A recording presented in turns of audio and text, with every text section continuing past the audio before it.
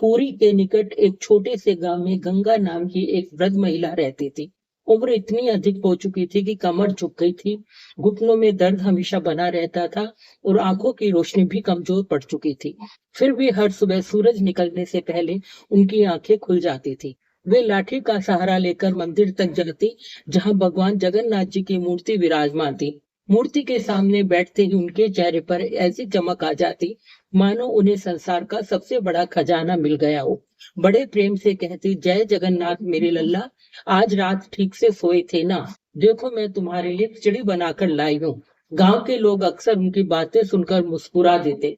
किसी को लगता कि बुढ़ापे में उनका मन बच्चों जैसा हो गया है, लेकिन गंगा माँ के लिए जगन्नाथ कोई दूर बैठे भगवान नहीं थे। वे उनके बेटे थे, उनके लल्ला थे, उनकी पूरी दुनिया थे। गंगा माँ का एक बेटा था माधव, वह भी भगवान जगन्नाथ का परम भक्त था। सुबह उठते ही जगन्नाथ का नाम, खेत जाते समय जगन्नाथ का नाम, भोजन से पहले जगन्नाथ का नाम और सोते समय भी जगन्नाथ का नाम। गांव वाले कहते थे माधव के शरीर में सांस कम है और भगवान का नाम ज्यादा चलता है। लगता था कि भगवान की भक्ति से पेट नहीं भरता। जब भी माधव मंदिर के लिए कुछ ले जाता, उसकी पत्नी कमला नाराज हो जाती थी। घर में तो जरूरतें पूरी नहीं होती है और तुम्हें भगवान की चिंता लगी रहती है। माधव मुस्कुरा देता। उसे विश्वास था कि एक दिन भगवान स्वयं समझा देंगे।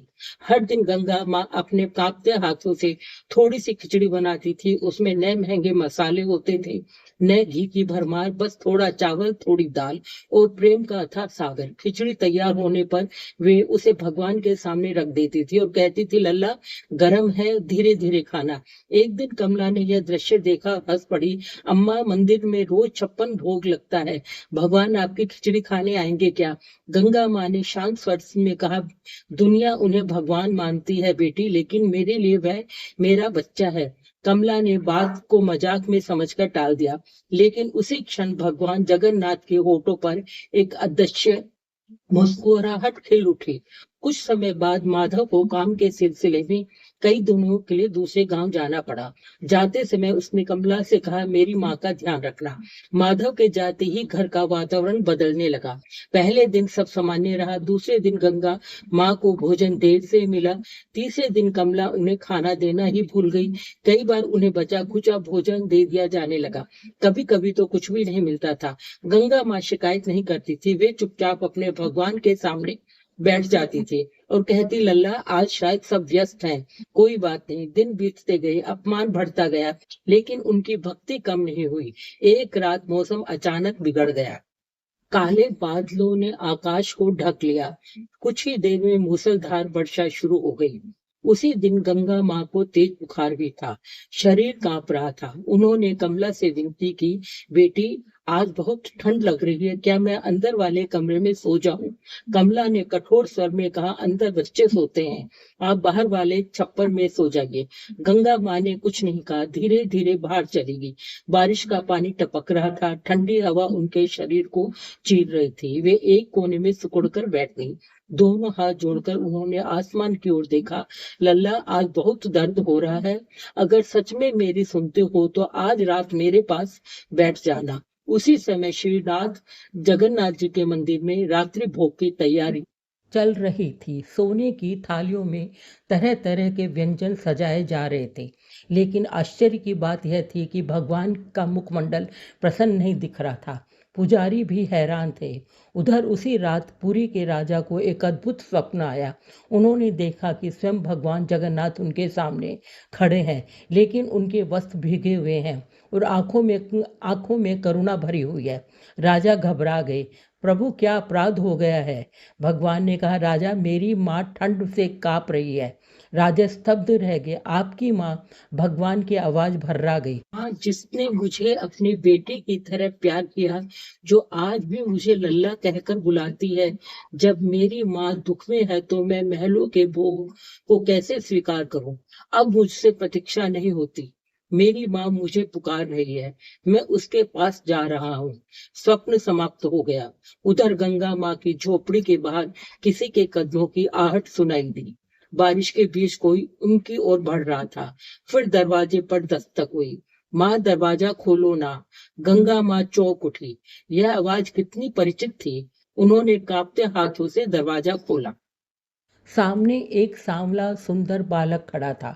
बड़ी बड़ी आंखें, घुंघराले बाल और चेहरे पर मधुर मुस्कान। बेटा तुम कौन हो? गंगा माँ ने पूछा।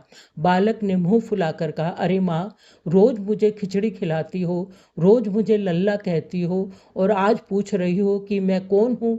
गंगा माँ के शरीर में सिहरन दौड़ गई, आंखों से आंसू बह निकले। जगन्नाथ मेरे लल्ला। अगले ही क्षण वह बालक दौड़कर उनसे लिपट गया। उस रात झोपड़ी में कोई राजा नहीं था, कोई भगवान नहीं था। वहां सिर्फ एक माँ थी और उसका बेटा था। गंगा माँ ने पहले उसके पैर धोए, फिर उसके सिर पर हाथ फेरा, फिर चूल्हे पर खिचड़ी बनाई।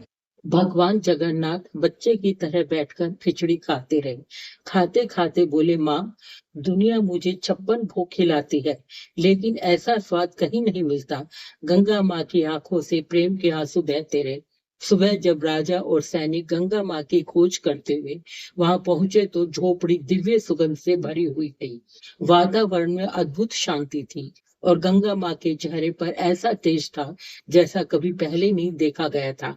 बाद में भगवान ने स्वप्न में पूरे परिवार को दर्शन देकर कहा, जो अपने माता पिता की सेवा करता है वह मेरी सेवा करता है, और जिस घर में बुजुर्गों का सम्मान होता है मैं स्वयं वहां पर निवास करता हूँ। उस दिन के बाद कमला पूरी तरह बदल गई। उसने गंगा माँ से क्षमा मांगी और उनकी सेवा को अपना धर्म बना लिया, और तभी से गांव में यह सच्ची कथा पीढ़ी दर पीढ़ी सुनाई जाती है। भगवान को सोने के सिंहासन, महंगे भोग और बड़े मंदिरों के भोग से इतनी प्रसन्नता नहीं होती जितनी एक माँ के प्रेम से भरे हृदय से होती है, क्योंकि जहाँ सच्चा प्रेम होता है वहां भगवान को बुलाना नहीं पड़ता है, वे स्वयं चलकर आते हैं। बोलिए प्रेम से जय जगन्नाथ।